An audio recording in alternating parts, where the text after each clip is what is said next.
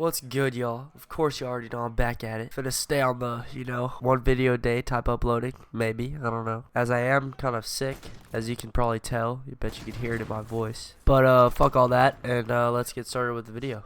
So I know my other video I didn't really have like a plot or any idea of what I was gonna do, but I think I got something planned this time. So you know how whenever you walk into school and I guess this really only applies to people that still go to school and have the same layout as I do, I guess. But whenever I walk into school, you have to wear an ID badge, which is probably normal, I would assume. So you don't just walk into school and it's a random ass person, which doesn't really make sense because even at our school, they don't really look at the faces on the IDs. So it's not like it's gonna match or matter. But don't let me get distracted from what I was trying to say. So as I walk into school, I usually forget my ID, but it's usually in my bag. So whenever I walk in, there's a teacher telling me I have to pull it out. As I have to pull it out, I have to get away from everybody and open up my bag and search through it like a dumbass. And the place where I go to search through my bag is right next to the door where the teacher is standing at. And so as I'm pulling out my fucking ID badge, this little cart, like a shopping cart, falls out of my bag and fucking rolls on the ground and goes all the way to the other side of the building. Well, okay, not the other side of the building, but the other side of the wall. I don't really know what to do. I'd really just stand there. I'm hoping that the teacher didn't see it. I'm just side-eyeing to see if the teacher's looking at it. But it's in the morning, so everybody is walking through the door, so she's not really looking at it. So, I walk into school normally. It's not like I would go back and pick up a fucking cart. And so I just walk into school like nothing happened. I didn't really just drop a felony on the ground. And so I'm chilling. I just go about my day normally. Go all the way. First period's fine. Nothing happens. Fucking boring. But, I'm still a little, you know what I'm saying? So I'm still a little paranoid, kind of thinking, well, it's out there. It's not like somebody didn't see it unless nobody ever saw it. But so I'm chilling. I'm already paranoid, I'm not really freaking out. It's normal shit because I'm in school. So at this point, I didn't even know that the cart was in my bag to begin with. So I didn't really know that it was gonna even have a chance to fall out, so I can really do anything about it. And then normally kinda people bring in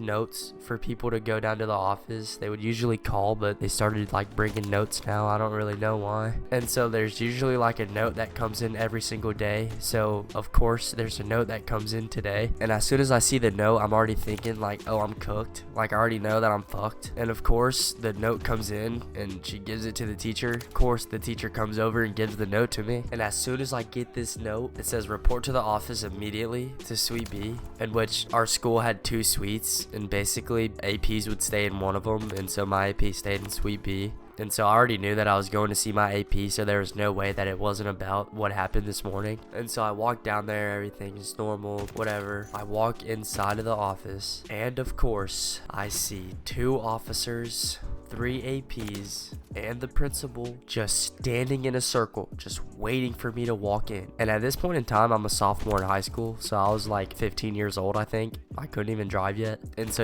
I come into the office, I'm already thinking yo, I gotta get my story straight. I gotta start thinking of what the fuck I'm gonna say. And I start fucking brainstorming off the dome. Because in some moments, there's literally no other way that you can get out of it other than lying. And situations like this is where my mind would come in handy, because no matter the situation, no matter how much trouble we were in or I was in, I would always figure out something to do. Because even if you're caught for fucking something at school, I always feel like there's an easy way out of it, and every time that I was caught, I found an easier way out of it. And I knew I was chilling if they tried to search me because I didn't have anything in my bag. Well, I was kind of hoping that I didn't, because I didn't really know that there was a cart in there to begin with. And so they go through the normal shit like they always would, searching my bag and searching my feet and everything. Well, taking my fucking shoes off. And the person who is searching me is of course Hank, which is that's not his real name, but we call him that because he's bald and he looks like Hank from fucking Breaking Bad.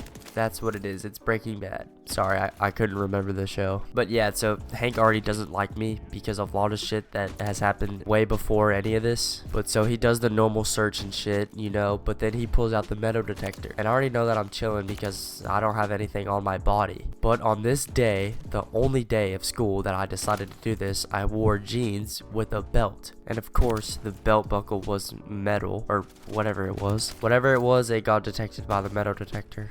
And so I keep telling him, it's my belt buckle, it's my belt buckle. But he doesn't seem to grasp the fact that my belt buckle is metal, and of course it's gonna set it off. But, you know, he doesn't listen, so he calls every single person that he has in the office to come in the room with us. And so I'm just waiting in the room, because I know that I'm chilling, because he hasn't found anything, I don't have anything, and I know that it's my belt buckle. Finally, the cop does it, and then he proves that it is my belt buckle and I don't have anything hiding under my underwear or anything. And to this point, I really have no fucking clue why the reason I'm in here, because the cart still hasn't been brought up.